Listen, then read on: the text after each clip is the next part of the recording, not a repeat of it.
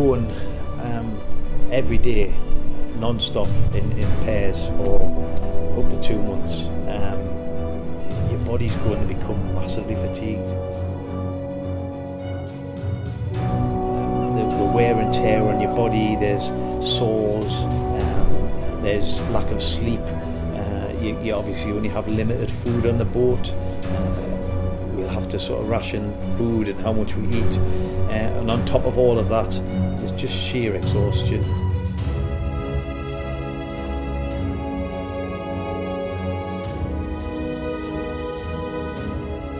You're going to fall one of two ways. You either want to go and do something again like that, or it's going to terrify you to death.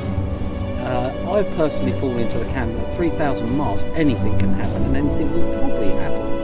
And if we don't know about it, we can't be afraid of it. So we're using that as a good motivator that ignorance is truly bliss.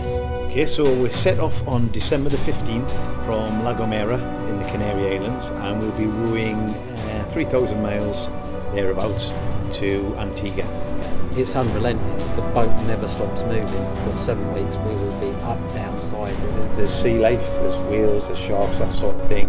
I mean, there's ships, large ships going up and down the shipping lanes.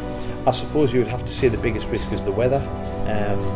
Huge storms, large waves. The boats could very easily capsize. They often do in the race. But again, you know, we've done planning and safety around that, but you could find yourself in the sea in the middle of the night in the pitch black.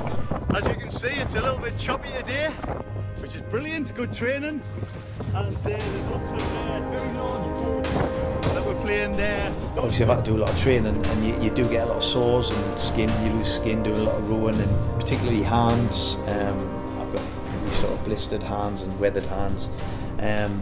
And also I've had a lot of issues with cramp to my left leg as a result of a back injury that I had.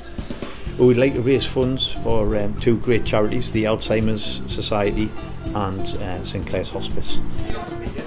What's your name? Kathleen. I don't know where I would be without St Clair's, and I've been coming here for about 7 years. About 7 years. I mean, the other charity we're doing this for is Alzheimer's. I know people who have Alzheimer's and then got care at St Clair's, so it touches all of the aspects of what we're doing. It really is a great thing within the community. You come here and you discuss everything but your ailments, anything like that. You just forget everything and you really enjoy it. We'll have many a laugh in there. We would like to raise £100,000 for our charities, which would divide 50-50 between the two. That's our aim. If we raise more, obviously that's great. I'm a police officer, work in Jarrow in Northumbria Force. I've been a police officer for 20 years, so I mean I like to do sports and test myself. I've recently done an Ironman triathlon and did an Ironman event last year as well. I like to do sort of marathons and lots of training events. Lately, obviously, most of my time's been taken up by rowing. We're training for this race, the Talisker Whiskey Challenge. We've sort of managed to take part in a few world records. As you can see from the timer there, we're 9 minutes 34 into the 24-hour row, and there's two tables still going, tournament and cash game. Just tell us a little bit about what this past weekend was all about for you and Ian.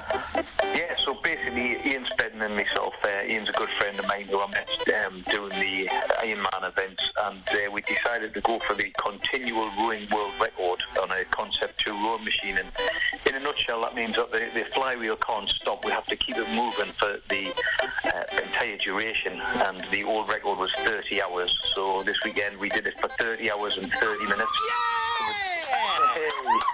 At the beginning of the year I wasn't rowing the Atlantic.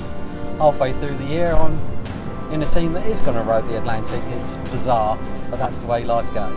It's nice to have Andy on the board because I can tell the difference between him and other people. He puts a lot of power down and it feels really good. I've got no doubt I'm even more confident than I was, and that's difficult. Yeah. I mean, I know how hard we've had to work to get here, and I know how much we've had to sacrifice.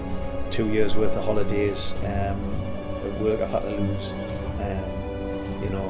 a lot of money, a lot of my own time, every day off spent training. You just got to be bloody minded and belligerent to actually keep going. That's all you got to do, is just keep going.